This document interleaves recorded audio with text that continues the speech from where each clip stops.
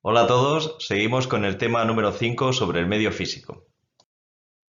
Recordad que este tema está dividido en 4 apartados y nos encontramos ya en el último, el estudio del agua, el ciclo de su utilización y su estudio en primaria. Como siempre, os recomiendo que hagáis las actividades que están presentes en el texto de referencia. Por ejemplo, en este caso tenemos 3 cuestiones distintas. Una hace referencia a varias frases sobre las que tenemos que decir si estamos a favor o en contra de las mismas. Son contenidos básicos o más complejos sobre el agua. Una segunda cuestión está relacionada con lo que llamamos el ciclo del agua. También es bastante interesante que la llevéis a cabo. Y la tercera es una lectura sobre lo que podríamos decir el ciclo del agua a lo largo del tiempo. ¿Cuánto tiempo tiene una gota de agua que nos podemos encontrar hoy en día, por ejemplo, en ese vaso de agua que tenemos encima de la mesa? Os recomiendo que paréis el vídeo y realicéis todas las actividades que aquí aparecen y que posteriormente a lo largo de esta unidad vayáis comprobando si acertáis o no en las respuestas. Seguimos. Siempre que estudiamos el agua, le debemos dedicar un tiempo importante, al estudio del ciclo del agua. Precisamente en la actividad anterior que hemos comentado tenéis un dibujo parecido al que podéis ver en la diapositiva, en el que tenéis que ir nombrando algunos pasos fundamentales en ese ciclo del agua. Vamos a intentar hacer esta tarea conforme vamos viendo la diapositiva. Como veis, a lo largo de esa representación del ciclo del agua tenemos muchas etiquetas que tapan una serie de términos básicos en el ciclo del agua. Vamos a ir descubriéndolas. Podríamos empezar por la evaporación. El agua líquida que se encuentra en ríos, en lagos, en mares, en océanos, pasa a la atmósfera. A este proceso lo conocemos como evaporación. También los animales o los vegetales pierden agua. A esto le llamamos transpiración o evaporación también. Y toda ese agua que está en forma de vapor en la atmósfera puede formar parte de las nubes cuando ese vapor se condensa y se transforma en pequeñas gotas de agua. En las representaciones con el número 4 podemos ver distintas formas de precipitación, es decir, de retorno de ese agua que antes estaba en las nubes hacia el suelo. Las precipitaciones pueden ser en forma de lluvia, pero también pueden ser en forma sólida, en forma de granizo, y también puede producirse el deshielo del hielo que se encuentra en las altas zonas de montaña. Ese agua está circulando ahora por la superficie, está discurriendo por la superficie y a ese proceso le llamamos escorrentía. Y una parte de ese agua que está circulando por la superficie puede filtrarse en el terreno. Le llamamos a este proceso filtración o percolación. El agua también se acumula en el subsuelo y ese agua que se acumula en el subsuelo es conocida como agua subterránea. El nivel máximo que alcanza dentro del subsuelo el agua subterránea es lo que conocemos como nivel freático. Y en algunas ocasiones ese nivel freático, como vemos en la imagen, se encuentra por encima del nivel del suelo, y eso produce que en algunos sitios se produzca un brote natural de agua hacia el exterior, como pueden ser en los manantiales. Muy interesante que repaséis este ciclo completo del agua y que comprobéis vuestros aciertos con respecto a la actividad anterior. Seguimos. En este caso tenemos otra representación de las muchas que nos podemos encontrar sobre el ciclo del agua. Os recomiendo que comprobéis que todos los términos que aparecen ahí son los que hemos estudiado hasta este momento.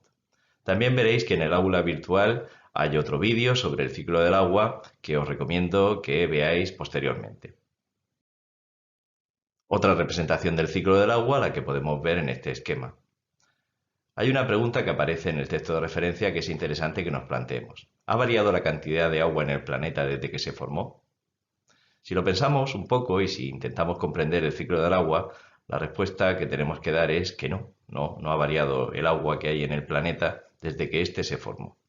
Es decir, el agua está pasando por distintas etapas, está en el suelo, en los ríos, en los mares, está en la atmósfera, está en las nubes, está en los hielos de los glaciares, está en el subsuelo y pasa largos periodos de tiempo en cada una de esas etapas.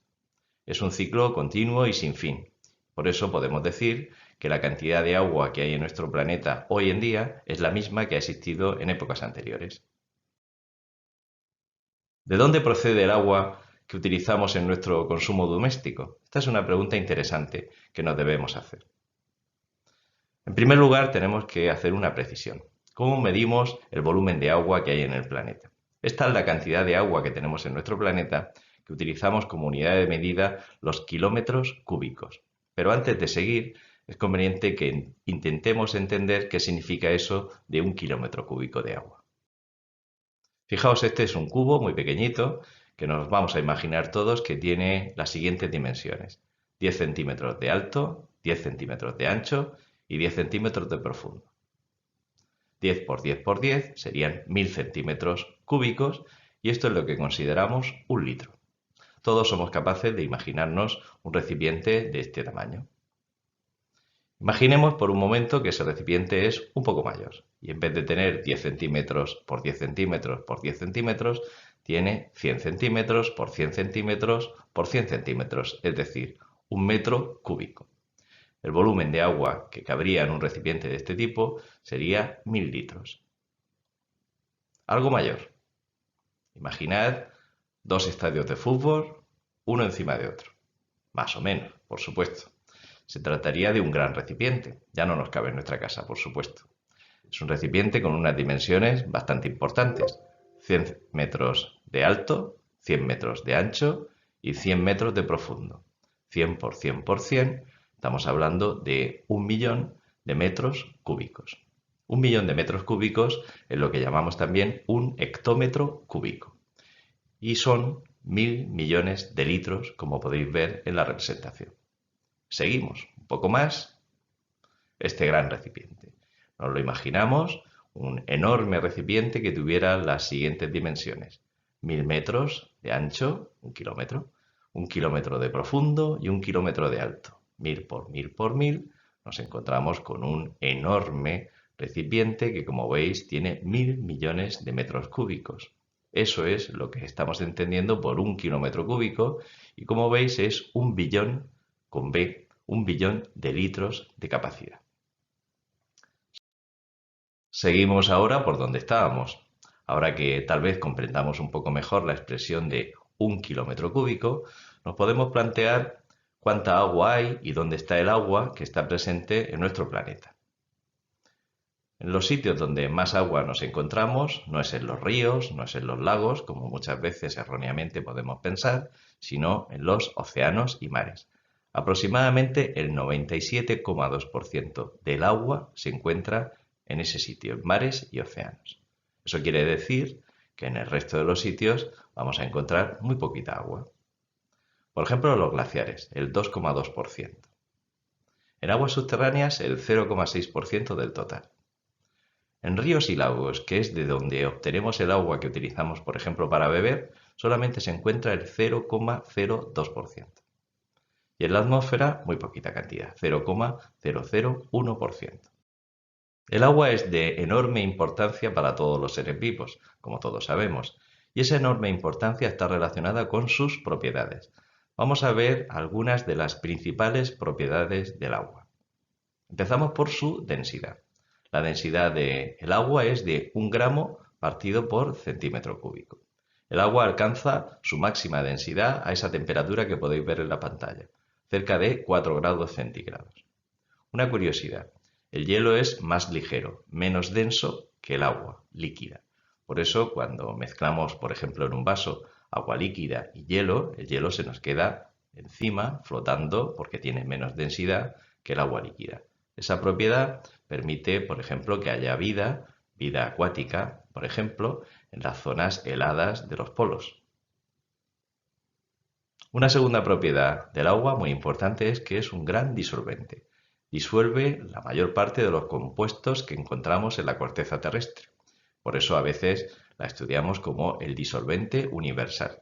Y eso también explica la propiedad del agua para dibujar o alterar algunos materiales geológicos que hay en la superficie.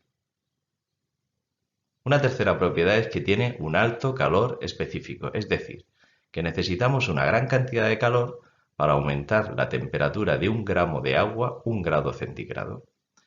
Esta propiedad, tiene como consecuencia que es un gran regulador del clima. Y por último, es transparente, como todos sabemos.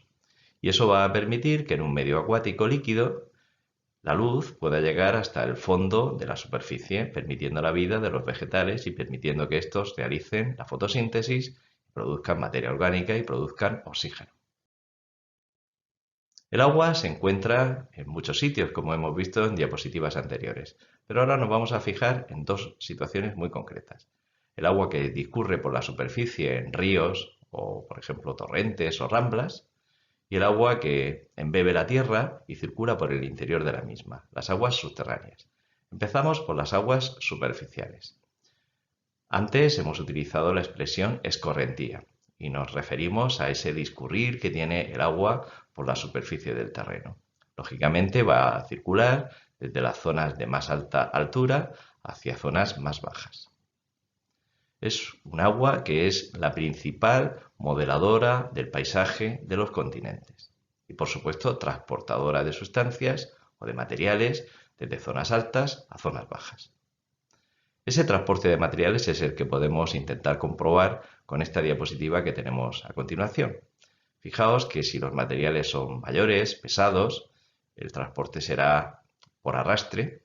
Si los materiales son más ligeros, como puede ser el caso del limo o de la arcilla, será en suspensión.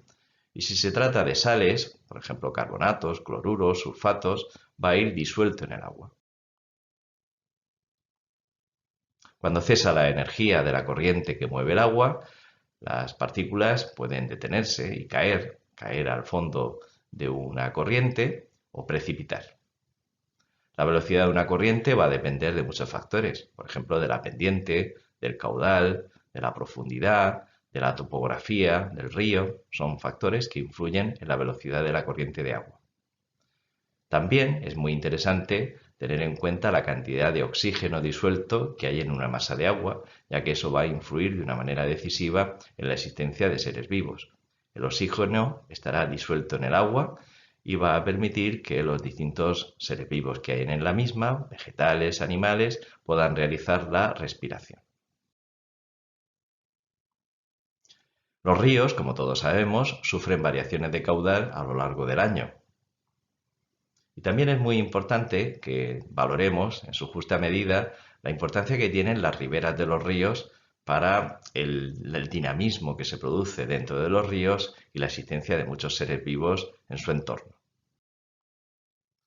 Como siempre, os recomiendo que hagáis todas las actividades. Me gustaría que ahora pararais de nuevo este vídeo y respondierais a esta cuestión que está relacionada precisamente con el transporte de distintos tipos de materiales, más grandes, menos grandes, en una masa de agua. Y que os preguntéis y busquéis información qué papel pueden tener las arboledas de una ribera en los ríos, sobre todo en las épocas de las crecidas, de las lluvias intensas.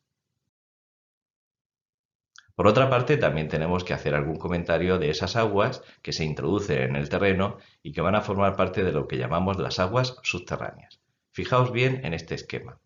Encontramos una zona superior que llamamos zona de aireación, en la que el agua va a entrar desde la superficie hacia capas más profundas. Posteriormente nos encontramos con una capa que aparece en la diapositiva con el nombre de infiltración. Y por último, más abajo nos encontramos con otra zona en la que llamamos zona de saturación, que como su nombre indica va a estar completamente llena de agua embebiendo los distintos poros que hay en ese terreno. El agua subterránea circula por los poros o por las fisuras de las rocas. Dependiendo de la porosidad de las rocas, esas rocas podrán ser más permeables o menos permeables. El agua va a descender por gravedad y va a descender hasta que llegue a una zona en la que no haya poros y los materiales sean impermeables. Todo lo que quede por encima será una zona de saturación y lo que quede por debajo será una zona impermeable por la que el agua no podrá atravesar. La zona que quedan esos poros llenos de aire se llama zona de aireación y el contacto entre esta y la zona de saturación es lo que llamamos el nivel freático. El nivel freático va a ir variando a lo largo del tiempo en función de las precipitaciones. Cuando las precipitaciones sean muy intensas y frecuentes, el nivel freático va a subir y se va a acercar hasta la superficie, y cuando las precipitaciones sean escasas, el nivel freático va a bajar. Es interesante que nos planteemos algunas cuestiones relacionadas con el nivel freático de un acuífero. Fijaos en la imagen. Podemos localizar la expresión acuífero. Se trataría de una zona del interior que está completamente saturada de agua. Con un pozo podríamos extraer el agua de ese acuífero hacia el exterior. Pero fijaos que en el dibujo aparece la expresión manantial. Me parece muy interesante que localicéis la boca de ese manantial y que busquéis el nivel máximo del nivel freático en ese dibujo. Con el trazo discontinuo de color rojo estamos marcando el nivel alto del nivel freático de ese acuífero. Y como podéis ver en el dibujo, el manantial, la boca del manantial, quedaría por debajo del nivel freático. De este modo, el agua del acuífero espontáneamente puede salir hacia el exterior, como ocurre en todos los manantiales. Por eso decimos en el texto que en el manantial el nivel freático está por encima del punto de salida del agua. Sin embargo, en este otro dibujo tenemos otras situaciones distintas. Es otro tipo de representación donde también podemos localizar un acuífero y en este caso vemos marcados en rojo dos pozos, o sea, dos obras que ha hecho el ser humano para intentar extraer agua de ese acuífero. Fijaos que los dos tienen alguna diferencia entre ellos. Uno de los dos, la cabeza del pozo, la boca del pozo, está por encima del nivel freático. Y en el segundo caso, el pozo, la cabeza del pozo, se encuentra por debajo del nivel freático. Fijaos que en el caso en el que el primero de los pozos, que su boca se encuentra por debajo del nivel freático, el agua va a salir de una manera natural. Por eso le llamamos pozo artesano surgente. Sin embargo, en el segundo de los pozos, el de la derecha, la boca del pozo se encuentra por encima del nivel freático. Por lo tanto, el agua no podrá salir de forma natural hacia el exterior y necesitaremos bombearla. En ese caso, decimos que se trata de un pozo no surgente y en el que podemos ver que el nivel freático está por debajo del punto de salida del agua. Es una cuestión bastante interesante y por lo tanto te recomiendo que pares esta imagen e intentes comprender mejor todos los dibujos que aquí puedes encontrar. Como siempre, tenemos también algunas cuestiones, y con esto ya vamos a terminar este vídeo, en el que tenemos que intentar resolver las preguntas que aparecen ahí, en este caso sobre las aguas subterráneas. Te recomiendo de nuevo que pares el vídeo y que intentes responder a todas estas cuestiones para ver si has comprendido bien todo lo que hemos ido comentando. Lo dejamos ya por hoy. Ya nos vemos en otra próxima ocasión. Hasta luego.